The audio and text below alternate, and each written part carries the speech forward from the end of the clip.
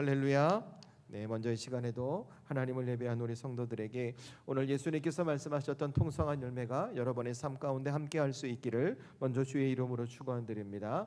우리 한 주만에 또 배웠습니다. 주위 분들과 인사 한번 하고 하나님의 말씀 나누겠습니다. 주위 분들 보시면서 주님의 이름으로 사랑하고 축복합니다. 은혜 받는 시간 되십시오. 인사 한번 하겠습니다. 주님의 이름으로 사랑하고 축복합니다. 은혜 받는 시간 되십시오. 네, 우리 성도들 하나님 앞에 서로 축복하고 서로 은혜를 나누는 복된 분들 될 수 있기를 원합니다. 제가 볼 때 우리 성도님들 한 분 한 분이 축복의 통로가 전 되실 수 있다고 확신합니다.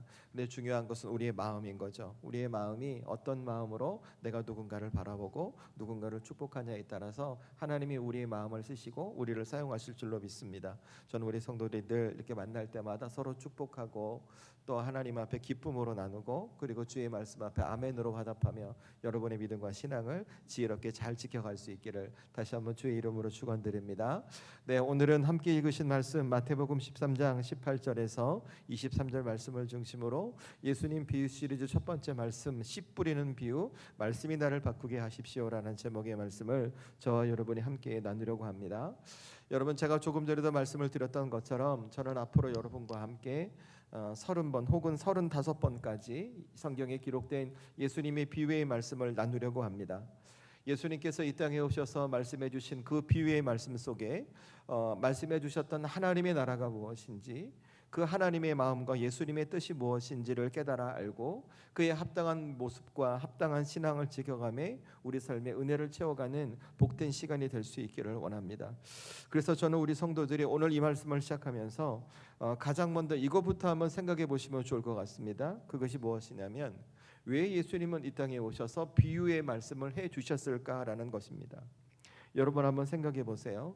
그냥 예수님 오셨으니까 하나님의 아들이시니까 하나님의 자녀들을 만났을 때 얘들아 이것은 이렇게 하고 저것은 저렇게 해, 이것은 이렇게 하면 될 거야 라고 말씀해 주셔도 충분히 가능하잖아요. 그죠? 그런데 예수님의 성경을 보면 제가 정리해 보니까 비유의 말씀이 50개가 넘어요. 이 신약 성경 복음서에 담겨진 비유의 말씀이, 여러분 그렇게 예수님께서 많이 비유로 말씀해 주신 이유가 뭘까를 한번 잘 생각해 보세요.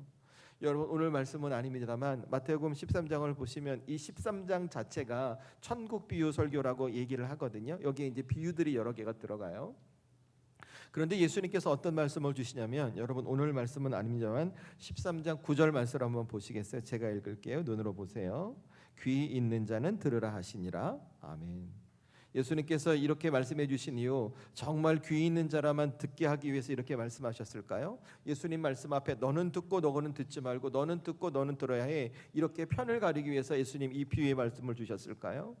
저는 제가 이 말씀을 묵상하고 준비하면서 오히려 반대라고 생각해요. 여러분 이것은 당시의 시대적 상황을 좀 보시면 이해돼요. 그러니까 성경을 좀 역사적 관점으로 보시는 거죠. 여러분 예수님께서 이 땅에 오셨을 때에 지금 저와 여러분의 신앙을 지켜가기 위해 기준이 되고 있는 이 성경이 존재하고 있지 않았습니다. 이 성경은 예수님께서 이 땅을 떠나신 지 100년 이후부터 구전으로 기록되기 시작해요. 입술에서 입술로. 아무튼 중요한 것은 그 당시 그들에게 성경은 없었지만 하나님의 말씀은 있었습니다. 모세의 율법이 기록된, 그리고 그들이 선지자의 이야기가 기록된 하나님의 말씀, 그리고 그 말씀을 잘 알고 전했던 사람들이 있었는데, 그들이 누군가 하냐면 여러분이 신약 성경에서 보셨던 율법 학자들, 바리새인들, 서기관들이 바로 그와 같은 사람들이었죠. 그런데 그렇게 하나님의 말씀을 갖고 있는 사람들에게 한 가지 문제가 있었어요. 그러니까 신약 성경에 기록된 이 율법학자나 바리새인과 서기관들이 이 하나님의 말씀, 즉 우리가 알고 있는 구약 성경에 담겨진 그 하나님의 말씀의 뜻, 하나님의 말씀에 담겨진 대의를 모르고 있었다는 것입니다. 자, 여기서 여러분에게도 질문요. 저와 여러분이 지금까지 신앙생활을 오래 해오셨어요. 어떤 분은 저보다 훨씬 더 신앙의 선배로 신앙을 지켜온 분들이 계실 거예요. 그런데 여러분에게 누군가가 여러분이 보고 계시는 그 성경, 신구약 성경을 보면서 혹시 이 신구약 성경의 대의가 뭡니까? 라고 물으면 여러분 어떻게 답변하시겠습니까? 여러분의 자녀들이, 여러분의 친구와 친지가, 여러분의 혹은 손녀와 손자들이 할머니, 할아버지 이 성경 속에 담겨진 성경의 대의가 뭐예요? 라고 물으면 여러분 어떻게 답변하시겠습니까? 굉장히 고민스럽죠, 그죠? 지금 여러분 표정이 깜짝 놀라, 뭐지? 이런 표정인데 여러분 어렵지 않아요. 여러분 이미 제가 여러분에게 다 말씀을 드렸어요. 여러분 그래서 제가 한 번 더 말씀을 드리려고요. 대의란 무엇이냐면 그 성경이 담고 가르치는 방향을 말하고 있는 거예요. 여러분 구약 성경 창세기부터 말라기까지 이 성경이 가르치고 있는 방향 그 대의가 무엇일까? 여러분 그것은 이 땅에 오실 예수님이에요. 범죄한 죄로 말미암아 심판받을 그들이 구원의 방법 없기에 하나님께서는 계속해서 구약 성경을 통해 이 땅에 오실 예수님을 예표해 주셨어요. 특별히 이사야서에 잘 나타나요, 그죠? 이 땅에 오실 예수님이에요. 그것이 구약 성경에 드러난 성경의 대의예요. 자, 그러면 반대로 신약 성경의 대의는 뭘까 생각해 보세요. 창세기부터 말라기까지 이 땅에 오실 예수님께서 그 성경에 담긴 대의면, 그러면 신약 성경인 마태복음에서부터 계시록까지 담겨진 그 신약 성경의 대의는 뭘까요? 이 땅에 오신 예수님이죠. 그죠? 이게 성경에 담긴 이야기예요. 그래서 여러분이 누군가에게 하나님의 말씀을 들을 때 예수님을 빼잖아요. 예수님을 빼고선 성경이 해석되지 않아요. 예수님을 빼고선 성경을 말할 수가 없는 거예요. 그래서 여러분이 잘 보셔야 돼요. 여러분 주변에 뭐 성경 공부하자, 뭐 가르치 이런 분들 계실 수 있겠어요. 그런데 그들이 예수님의 이야기를 빼잖아요. 그분들은 좀 거리를 두세요. 건강한 신앙을 갖고 계신다라고 말할 수 없기 때문에 그렇다는 것입니다. 자, 그러면 다시 오늘 말씀으로 돌아오셔서 이 신약 시대의 율법학자들, 바리새인들, 서기관들이 이 구약 성경이 가리키고 있는 그 대의를 모르고 있어요. 그러니까 어떤 결과가 주어졌을까 생각해 보세요. 구약 성경은 이 땅에 오실 예수님에 대해서 많이 이야기하고 있는데 그들은 구약 성경이 말하고 있는 이 땅에 오실 예수님에 대해서 모르고 있으니까 어떤 일이 생길까? 그들이 예수님을 보고도 예수님을 알아보지 못하는 거예요. 그들이 예수님의 말씀을 듣고도 그 말씀이 그들을 구원할 생명의 말씀이라는 것을 받아들이지 못하는 겁니다. 그러니까 어떻게 되냐면 구약 성경은 계속해서 예수님에 대한 이야기를 하고 예수님 앞에 구원받고 그 구원받은 하나님의 백성들이 천국을 수용하며 잘 살길 바라는데 이 율법학자들은 어떤 이야기를 해요? 하나님의 이야기를 하면서도 예수님의 이야기를 하잖아요. 그러니까 어떤 결과가 주어지냐면 그들이 믿음과 신앙을 지켜가면서 하나님과 같은 곳에 서 있고 하나님과 같은 곳을 보고 같은 것을 기대한다고 하면서도 그들의 삶은 어떤가? 하나님과 점점 반대되는 삶의 모습을 보여주고 있던 거예요. 그런데 그때 예수님께서 이 땅에서 어떤 말씀을 시작하시는가? 바로 이 예수님의 비유로 말씀을 전해주시기 시작하는 거예요. 그래서 여러분 예수님의 비유를 잘 보잖아요. 특징이 있어요. 그 특징이 뭔지 아세요? 그 비유의 이야기가 어렵지 않아요. 당시 바리새인들, 율법학자들, 서기관들이 어렵게 설금했던 율법의 기준과 어떤 해석을 말하는 것이 아니에요. 여러분과 함께 계속 나누게 될 텐데 이 예수님의 비유를 잘 보시잖아요. 그러면 어떤 이야기가 들어가냐면 오늘처럼 씨앗에 대한 이야기가 나와요. 농부에 대한 이야기가 나와요. 땅에 대한 이야기가 나와요. 양과 목자가 나오고 아버지와 아들이 나오고 혼인잔치 이야기가 나오고 밭에서 일하는 사람들의 얘기가 나와요. 그러니까 예수님의 의도가 뭐냐면 당시 그 시대를 살아가고 있는 평범한 일상을 살아가는 사람들의 이야기를 통해서 하나님의 나라가 무엇인지, 구원받은 믿음의 삶은 어떻게 살아가야 되는지, 그들을 향한 하나님의 뜻과 예수님의 마음이 무엇인지를 계속해서 설명해 가고 계셨던 거예요. 왜요? 그렇게 그들의 삶의 이야기를 통해 하나님의 나라를 깨닫고 예수님의 마음을 알고 하나님의 뜻을 알 때 그들의 삶이 하나님의 백성으로 주어진 삶을 잘 살다가 언젠간 그들이 소망하는 하나님 나라에 갈 수 있기 때문에 그렇다는 거예요. 여러분 이것은 지금 이 시대를 살아가는 저와 여러분도 다를 수 없어요. 우리도 이 땅의 삶을 살아가며 하나님의 자녀로 살아가야죠. 언젠간 우리의 육신의 수명이 다 끝나고 나면 하나님의 나라에 가게 될 거예요. 그런데 이 땅에서부터 저는 여러분이 어떻게 살길 바라냐면 내가 죽어서 천국 가는 건 당연한 거예요. 그런데 나는 이 땅에서부터 여러분이 예수 믿고 믿음의 백성으로 살아가면서 이 세상에 줄 수 없는 저 하늘의 은혜를 여러분의 삶에서 누리다가 가시라는 거예요. 천국 백성으로 여러분의 삶을 하나님이 주시는 놀라운 역사로 채워가시며 살아가라는 거예요. 그래서 중요한 게 무엇인가? 오늘 예수님의 비유의 말씀이에요. 우리가 가야 할 하나님의 나라가 어떤 곳인지, 그 하나님의 나라를 꿈꾸는 믿음의 자녀는 이 땅에서 어떻게 살아가야 하는지, 그런 우리를 향한 하나님의 마음과 예수님의 뜻이 무엇인지 이 비유를 통해 여러분이 깨달아 아시라는 거죠. 그리고 그렇게 여러분의 삶을 살아보시라는 거예요. 그러면 천국은 내가 죽어서 가는 곳이 아니에요. 이 땅에서부터 하나님의 은혜와 살아계신 주님의 역사가 넘쳐나는 여러분의 삶이 또 다른 천국이 될 줄로 믿습니다. 저는 우리 사랑하는 성도들에게 이 놀라운 이 비유의 은혜가 임할 수 있기를 주의 이름으로 축원합니다. 저는 그래서 우리 성도들이 이 말씀 앞에 두 가지를 꼭 지켜가라고 말씀드리고 싶어요. 여러분 앞으로 30초 혹은 35초 아니 앞으로 계속 그렇게 하세요. 하나님 말씀을 들으면서 여러분이 뭘 간구하시냐면 첫 번째, 이 비유의 말씀 속에 담겨진 하나님의 뜻이 깨달아지길 여러분이 구하셔야 돼요. 제가 잠시 후에 설명드리겠지만 이 비유에는 하나님의 나라가 들어있어요. 예수님의 마음과 하나님의 뜻이 들어있어요. 그러니까 우리가 어떻게 알아야 되냐면 이 비유를 딱 듣고 나서 이 비유가 이런 뜻이구나 라고 거기서 멈추면 안 돼요. 이 비유가 이런 뜻이었기 때문에 나는 하나님 앞에 이렇게 살아가야겠구나. 하나님은 이런 분이시니까 내가 이걸 바꿔야 되겠구나. 하나님 우리에게 바라시는 뜻이 이런 뜻이니까 내가 지금부터 이렇게 해야겠구나라고 여러분이 한 걸음 더 들어가셔야 돼요. 그런데 여러분 이것을 바꾸는 데는 제게는 한계가 있어요. 제가 일부 예배 때도 이런 얘기 드렸어요. 여러분 말이 있잖아요, 그죠? 목마른 짐승을 물을 먹게 하려면 그 짐승을 물가까지는 내가 끌고 갈 수는 있어요, 그죠? 그런데 그 물은 결국 누가 먹어야 돼요? 그 짐승이 먹어야 돼요, 그죠? 여러분 제가 말씀 잘 준비해서 여러분에게 설명드릴 수 있어요. 근데 여러분이 원하지 않잖아요. 여러분이 소원하지 않잖아요. 내가 성령께 간구하지 않잖아요. 여러분 그 은혜를 깨닫게 되지 못할지도 몰라요. 그래서 여러분이 구하시는 거, 하나님 제가 오늘 이 예배에 와서 이 말씀 앞에 이 말씀이 깨달아지는 은혜를 제게 주십시오. 저는 우리 성도들이 꼭 이것을 사모할 수 있기를 주의 이름으로 축원합니다. 그리고 또 한 가지, 여기서 뭘 기억하시는가? 주님 제게 들을 길을 주세요라고 여러분이 간구하셔야 돼요. 이거 꼭 구하셔야 돼요. 여러분 제가 아까 이런 말씀 드렸어요. 마태복음 13장 9절에 예수님께서 이 비유의 말씀을 시작하시면서 귀 있는 자는 들을지어다 이렇게 말씀하셨어요, 그죠? 자, 예수님께서 이 말씀을 주실 때 당시 예수님의 말씀을 듣고 있는 분들의 귀가 없어서 이 말씀을 주셨을까요? 한번 잘 생각해 보세요. 내게 귀가 없어서 예수님 귀 있는 자는 이렇게 말씀 아니잖아요, 그죠? 그러니까 아닌 거 다 아시잖아요, 그죠? 다 있었어요. 귀는 다 예수님의 음성을 들었어요. 예수님의 말씀 다 들었어요. 그런데 예수님 뭐라고 말씀하시냐면 너희에게 들을 귀가 있어야 듣는다 말씀하시는. 왜 그랬을까?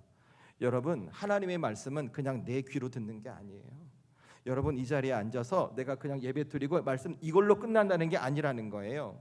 내가 이 자리에 와서 하나님의 말씀을 듣고 예배를 드릴 때 내 마음의 태도가 달라야 된다는 거예요. 하나님의 뜻을 받아들이려는 내 마음의 태도가 있어야 된다는 거예요. 주님 말씀이 내 귀에 들려올 때 그것이 혹 나를 찌르고 나를 힘들게 한다 할지라도 내가 가지고 있던 경험과 판단과 생각을 내려놓고 주님 말씀하시면 제가 듣고 순종하겠습니다라고 하는 믿음의 결단이 우리에게 있어야 한다는, 이것이 바로 우리에게 들을 귀라고 오늘 예수님 말씀하시는 거예요. 그래서 저는 우리 성도들이 이 비유의 말씀 앞에 이 두 가지를 절대 놓치지 않으셨으면 좋겠어요.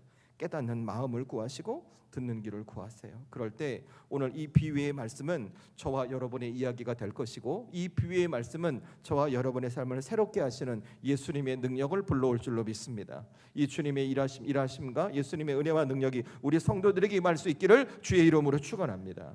여러분 이런 역사적인 배경을 갖고 있어요. 그리고 예수님께서 가장 먼저 시작하신 비유가 무엇이냐면 신약 성경에서 바로 이 씨 뿌리는 비유예요. 씨 뿌리는 비유, 가장 먼저 시작하시는 비유. 자, 이거부터 설명드릴게요. 오늘 예수님께서 공생애를 시작하셨어요. 30년간 요셉의 아들 목수로 사시다가 성령세를 받으시고 광야에 40일 금식하시고 다시 기사와 이적을 보이심으로 천국 복음을 전하시며 이제 하나님의 독생자 예수님으로 이 땅의 사역을 시작하셨어요. 그러니까 어떤 일이 생기냐면 사람들이 곁으로 엄청 많이 모여드는 거예요. 그런데 그때 예수님께서 가장 먼저 시작하신 천국 비유 설교 중에 1번이 무엇인가? 이 씨 뿌리는 비유예요. 다시 설명드리면 내용이 이거죠. 한 농부가 씨를 뿌리러 나갔대요. 씨를 뿌렸는데 그 씨가 어디에 가장 먼저 떨어져요? 길가에 떨어졌는데 새들이 와서 먹어버렸다는 거예요. 두 번째 씨를 뿌려 나갔는데 그 씨가 돌밭에 떨어졌대요. 흙이 얇은 돌밭에. 그러니까 흙이 얇으니까 싹이 빨리 날 수 있었겠죠. 그런데 흙이 얇았기 때문에 뿌리가 깊지 않아 타버려 죽었다는 거예요. 그 다음 세 번째 가시떨기 위에 떨어졌대요. 그런데 그것 또한 싹을 내기는 냈답니다. 싹을 내기는 냈는데 문제는 그 씨가 싹을 내는 순간 가시도 같이 싹을 내므로 말미암아 그 가시가 그 씨의 싹 기운을 막아서 다 죽어버렸다는 거예요. 그리고 네 번째 좋은 땅에 떨어졌대요. 그렇게 좋은 땅에 떨어진 씨는 어떻게 되었는가? 그 씨가 결국 100배, 60배, 30배의 열매를 맺었다고 예수님 말씀해 주시는 거예요. 그런데 예수님 이 비유를 끝내지 않으셨어요. 이 비유를 다시 해석해 주시기 시작하는 거예요. 그 해석의 내용이 저와 여러분이 함께 읽었던 마태복음 13장 18절에서 23절까지의 말씀이에요. 여러분, 이 말씀도 정리해 드리면 예수님 먼저 이것을 전제하세요. 씨 뿌리는 비유에서 누군가가 뿌렸던 씨는 하나님의 말씀이라는 거예요. 그런데 그 하나님의 말씀이 가장 먼저 어디에 떨어졌는가? 길가에 떨어졌대요. 그 내용이 19절이에요. 19절 보시면 이렇게 말하죠. 말씀을 듣고 깨닫지 못할 때 악한 자가 와서 그 마음에 뿌려진 말씀의 씨를 가져가 버렸다. 이게 돌밭에, 아니, 이게 길가에 떨어졌다는 거예요. 그러니까 다시 말해, 말씀을 들었지만 그 말씀이 자리에, 마음에 자리 잡지 못한 상태가 길가다, 이렇게 말씀하시는 거예요. 자, 그 다음에 돌밭에 떨어진 씨도 설명해 주세요. 이번 경우는 조금 달라요. 말씀을 들었을 때 말씀을 기쁨으로 받았대요. 그런데 그 말씀을 기쁨으로 받지만 그 말씀대로 살지 않아 뿌리가 내리지 않으니까 결과적으로 어때요? 그 말씀 때문에 내 삶에 환난이 오잖아요. 그 말씀을 놔버리고 열매를 맺을 수가 없었다는 거예요. 세 번째, 가시떨기. 예수님 이렇게 말씀하셨어요. 사람이, 그 사람도 말씀을 들었다는 거예요. 말씀을 들었는데 그 말씀과 함께 뭐가 들어오냐면, 내가 이 말씀대로 살 때 내 삶에 이렇게 되면 어떡하지? 라고 하는 세상의 걱정과 염려가 함께 들어와 결국 그 말씀을 막아버렸다고 얘기하는 거예요. 그래서 이 세 사람은 열매를 맺지 못했대요. 근데 좋은 땅은 달랐대요. 그 말씀에 떨어졌대요.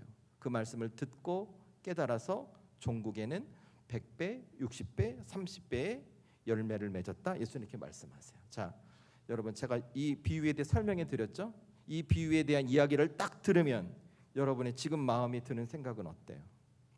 내가 뭐가 돼야 되겠다? 길가, 돌밭, 가시떨기 아니면 좋은 땅. 좋은 땅, 그죠?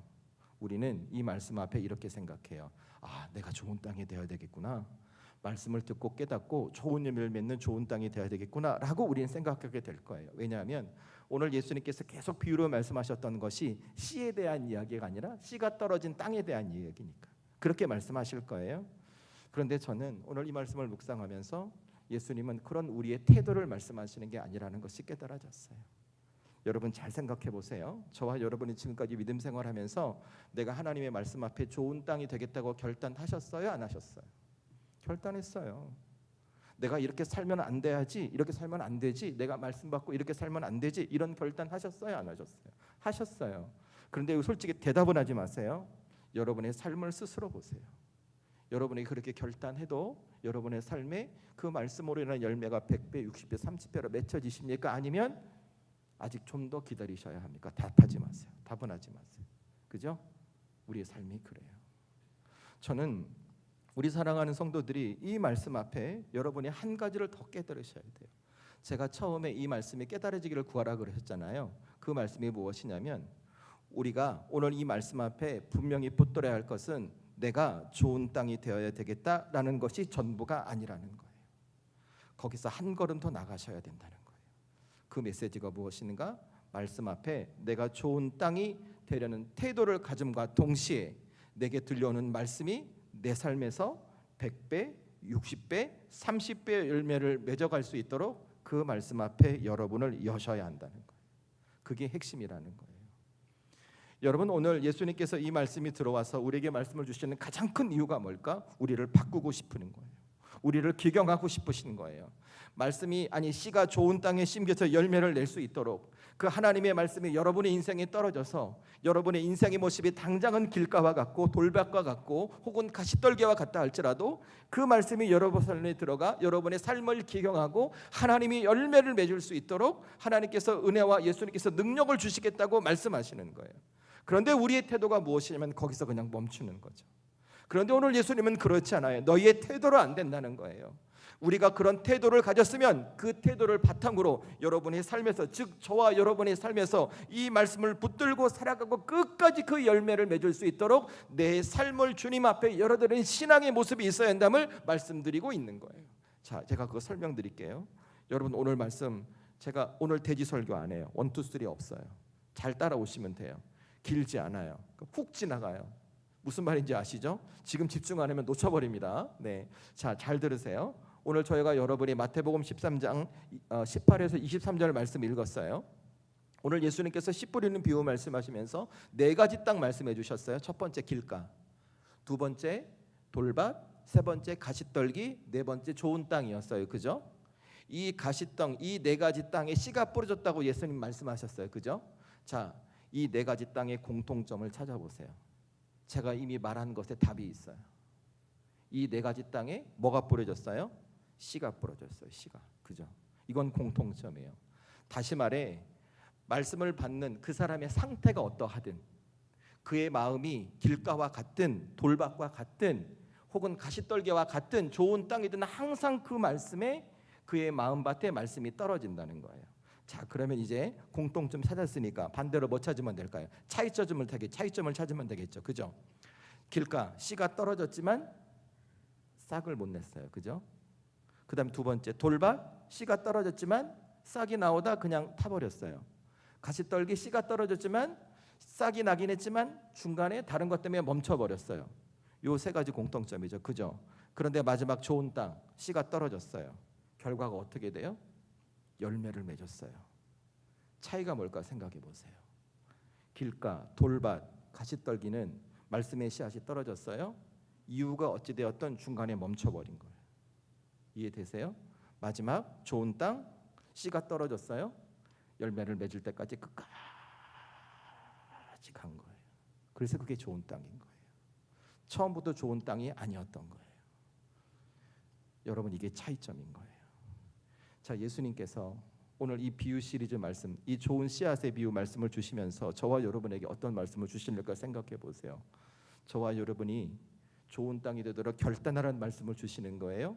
우리의 처지와 형편과 조건이, 내 삶의 모양이, 내 마음 상태가 비록 길가와 돌밭과 가시떨기 좋은 땅과 같더라도 너에게 하나님의 말씀이 떨어지니 그 말씀이 열매를 맺을 때까지 끝까지 가라 말씀하시는 거예요. 전자의 후자예요. 여러분 생각해 보세요. 대답 안 하셔도 돼요. 후자입니다. 여러분, 이 말씀을 내가 믿음의 인내를 가져야겠다라는 생각으로 오해하시면 안 돼요. 오늘 예수님께서 말씀하시는 핵심은 무엇이냐면 씨는 하나님의 말씀이에요. 그 하나님의 말씀은 반드시 열매를 만든다는 거예요. 그 하나님의 말씀에는 생명이 있고 그 말씀에는 다시 한번 우리의 삶을 회복시키시는 하나님의 은혜와 능력이 들어있음을 설명해 주시는 거예요. 다시 말해 저와 여러분이 하나님의 말씀을 이렇게 받았으면 내 삶에 어떤 어려움이 있을 수도 있어요. 내 삶에 환란이 있어서 훅 내 말씀을 뺏어갈 수도 있고, 내 삶에 어떤 어려움이 있어서 뿌리가 깊이 내리지 못할 수도 있어요. 어느 순간은 내 삶의 근심과 걱정 때문에 그 말씀이 제대로 자라가지 못하도록 그 말씀을 먹어버릴 수도 있어요. 그런데 이 말씀을 듣고 깨달을 것은 무엇이냐면, 그런다 할지라도 내가 말씀을 받았으면 이 말씀 앞에 이 말씀을 꼭 붙들고 이 말씀이 열매 맺을 때까지 여러분의 믿음과 신앙을 지켜가는 바른 신앙의 모습이 저와 여러분에게 있으셔야 한다는 거예요. 그러면 이 열매는, 이 씨앗은 반드시 우리 인생의 열매를 맺을 것이라는 예수님의 메시지가 이 씨앗의 비유에 담겨 있다는 겁니다. 저는 우리 살아가는 성도들이 이것이 깨달아질 수 있기를 주의 이름으로 축원합니다. 여러분, 씨앗은 정말 작습니다. 여러분, 우리 이제 곧 가을 배추 심겠죠? 김장해야 되니까. 그때 배추씨 심어 보셨잖아요. 배추씨 씨앗의 크기가 어때요? 쌀보다 작아요. 그런데 그 씨앗이 심겨지면 어떻게 됩니까? 엄청 큰 배추가 되잖아요. 그렇죠? 여러분 잘 생각해 보세요. 그 씨앗이 그냥 열매 맺는 게 아닌 거잖아요. 그 씨앗이 열매를 맺을 때까지 얼마나 많은 풍파를 이겨내겠냐고요. 얼마나 견디고 이겨내겠냐고요. 그러니까 이 세상 작은 씨앗에도 우리가 상상할 수 없는 놀라운 그 생명이 들어있단 말이에요. 그런데 하물며 이 세상의 씨앗도 그런데 여러분, 세상을 창조하시고 이 세상을 섭리하고 다스리시는 그 하나님의 말씀은 어떻겠는가 생각을 해보세요. 그래서 오늘 예수님께서 분명히 말씀하시는 건, 너희가 붙들어야 할 씨는 하나님의 말씀이다. 하나님의 말씀이 너희의 마음의 심령 가운데 심겨지면 너희의 인생을 바꾸는 반드시 열매를 맺을 것이니 너희는 포기하지 말고 좋은 땅이 되기를 버티거라, 인내하라. 저는 그래서 우리 성도들이 이 말씀의 능력을 믿기를 소원합니다. 여러분이 믿으셔야 돼요. 지금 내 삶의 처지와 형편이 그렇다 할지라도 이 말씀이 내 안에 떨어지면, 오늘 이 이야기가 여러분의 마음과 심령에 떨어지면, 내 인생이 바뀌는구나, 우리의 가정이 바뀌는구나, 우리의 삶이 바뀌는구나, 하나님이 역사하시는구나. 왜? 내 안에 나에게 열매를 만들어내는 하나님의 말씀의 씨앗이 떨어지기 때문에 그렇다는 거예요. 여러분 생각해 보세요. 땅이 스스로 생명을 만들어내나요? 아니잖아요. 씨앗이 땅에 들어갈 때 그 땅의 도움을 받아 생명을 잉태하잖아요. 마찬가지예요. 우리가 우리 자신을 변화시킬 수 없어요. 여러분이 여러분의 가정 못 바꿔요. 저도 제가 제 인생 못 바꿔요. 제가 우리 교회 못 바꿔요. 여러분의 자녀, 여러분의 남편, 여러분의 아내, 여러분의 고민곡 여러분이 해결 못해요. 그럼 누가 해결해 가세요? 하나님의 말씀에 생명의 씨앗이 우리에 들어갈 때 그것이 생명을 잉태함으로 말미암아 우리를 변화시키는 거예요. 그래서 여러분이 오늘 이 아침에 가져야 할 태도가 뭔지 아십니까? 왜 나는 이러지? 이 태도 안 돼요. 왜 나는 예수 20년 믿어도 이러지? 이거 안 돼요. 내 태도는 뭐예요? 아, 그렇구나. 내가 오늘 내게 주시는 하나님의 말씀을 붙들고 놓치지 않으면 내 인생이 변하는구나. 이 땅에서부터 천국이 바로 내 삶이 되는구나. 여러분 이거를 붙드는 거예요. 그런데 문제가 바로 거기에 있어요. 문제가 뭔지 아십니까? 하나님의 말씀, 그 작은 씨앗에는 우리의 인생을 비꾸는 하나님의 능력이 들어있는데 우리가 끝까지 그 하나님의 말씀을 붙들지 못하는 거예요. 왜? 이 작은 말씀의 씨앗보다 내 현실이 커 보이거든요. 생각해 보세요. 배추씨 눈에 잘 보이지도 않아요. 그게 무슨, 그렇지 않겠어요? 하나님의 말씀보다 내 상처가 커 보이고, 하나님의 말씀보다 내 걱정이 커 보이고, 하나님의 말씀보다 내 계산이 훨씬 더 커 보이기 시작하네요. 그러니까 어떻게 된 일이 생기냐면 어느 순간부터 하나님의 말씀이 나를 바꾸는 게 아니에요. 내가 이 하나님의 말씀을 내 기준과 생각에 맞추기 시작하는 거예요. 그러니까 어떤 일이 생겨요? 내게 듣기 좋은 말씀, 복 받는다, 은혜 받는다, 그 말씀에 내 안에서 아멘이 크게 나와요. 근데 뭐 나를 찌르고 불편하잖아, 아멘 안 해. 입 꾹 닫죠. 밀어내는 거예요. 말씀을 자꾸 밀어내요. 내 생각과 맞는 말씀에는 아멘하고 내 생각과 맞지 않는 말씀에는 아멘하지 않고 마음을 닫아버리고. 그러니까 여러분 어떤 일이 생기냐면 씨앗에 생명이 없는 게 아닌 거예요. 씨앗이 내 안에 떨어져 자랄 수 있는 그 좋은 땅의 자리를 내가 빼앗아 버리는 거예요. 그 사람들이 누군지 아세요? 바리새인과 율법학자와 서기관들이었어요. 그들에게 하나님의 말씀이 없었던 게 아니에요. 누구보다 하나님의 말씀을 많이 알아듣고 누구보다 많이 암송했고 누구보다 삶에 적용을 했어요. 그런데 문제는 그 하나님의 말씀이 자신들을 바꾸고 자신들의 삶을 통해 예수님과 하나님의 은혜를 전할 수 있도록 그 삶을 내어드리지 않았다는 거예요. 그러니까 그 하나님의 말씀을 더 깊이 깨닫고 묵상해서 그 하나님의 은혜를 경험하기보다 내 생각과 내 철학을 지키는 도구로 사용해요. 그러니까 그 하나님의 말씀은 누구를 정죄하고 판단하고 그래서 예수님 십자가에 못 박혀 죽게 만들고 결국 하나님의 말씀 속에 담겨진 그 뜻을 따라가는 것이 아니라 자기가 알고 있는 어떤 삶의 기준 안에 하나님을 맞춰버리는 거예요. 그러니까 어떤 일이 생겨요? 내 눈앞에 예수님이 계세요. 그 예수님을 받아들이지 못하는 거예요. 그 말씀의 능력을 경험하지 못하는 거예요. 그래서 이 아침에 여러분 살펴보시라는 거예요. 오늘 저와 여러분의 믿음과 신앙이 이 율법학자와 이 바리새인과 서기관과 같은 모습은 아닌지 살펴보시라는 겁니다. 그들에게 하나님의 말씀이 없었던 것이 아니라 하나님의 말씀을 알고 있었으나 그 하나님의 말씀이 가리키고 있는 대의 하나님의 뜻과 하나님의 마음을 그들이 놓치고 있었던 거죠. 그래서 오늘 예수님이 비유를 말씀해 주셨다는 거예요. 여러분, 그래서 이 아침에 저 여러분도 나의 모습과 나의 신앙을 잘 보셔야 돼요. 나는 내 인생을 살아가면서 내게 주신 하나님의 말씀이 내 삶의 우선인가? 아니면 여전히 내 생각과 내 방법이 우선인가? 나는 내게 주신 이 하나님의 생명의 말씀이 내 삶의 열매를 맺을 수 있도록 나를 내어드리고 있는가? 아니면 내 상황과 처지와 기분에 따라 그 말씀을 받고 혹은 말씀을 매려고 있는 것은 아닌가?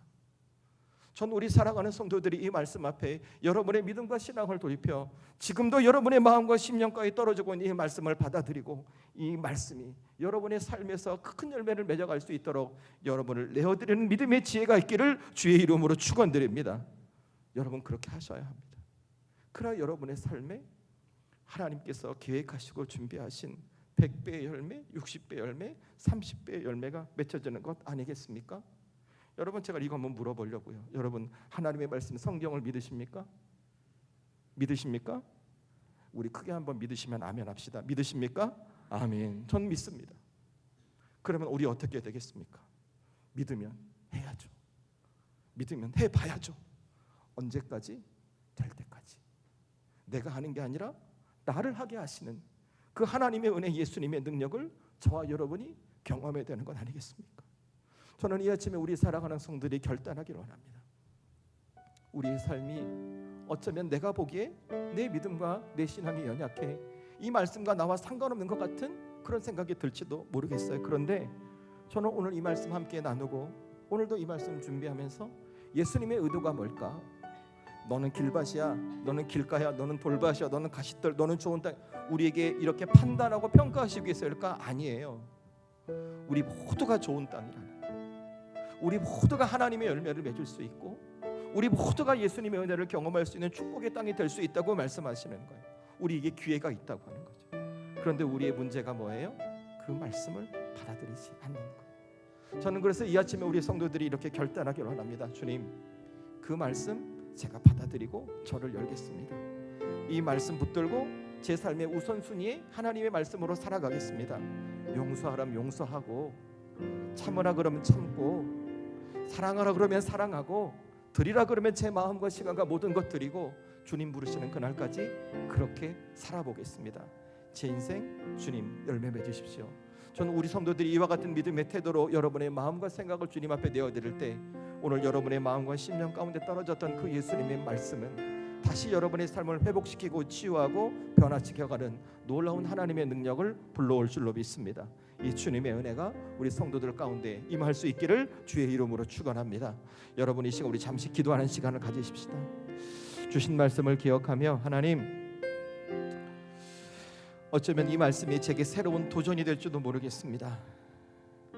그러나 예수님이 주신 이 씨 뿌리는 비유 앞에, 내게 뿌려진 이 하나님의 말씀 앞에 저를 내려놓고 저를 내어드리고 이제 주님이 맺으시는 풍성한 열매를 맺을 수 있도록 제 삶을 바꿔가려 합니다. 저의 연약함을 붙드시고 저의 부족함을 붙드시고 제게 주셨던 그 은혜를 기대하며 다시 말씀 앞에 무릎 꿇는 제가 되게 하여 주옵소서. 여러분, 오늘은 특별히 찬양하지 않고 여러분 주신 말씀을 기억하며 여러분이 주시는 감동대로 우리 하나님 앞에 결단의 기도를 드립시다. 오늘 이 말씀의 제목처럼 이 씨 뿌리는 비유를 통해 우리의 삶을 바꿔가실, 그 말씀이 나를 바꿔가실 하나님의 은혜를 기도하며 우리 사모하는 마음으로 다 함께 잠시 통성으로 기도하겠습니다. 우리 다 함께 잠시 기도하겠습니다.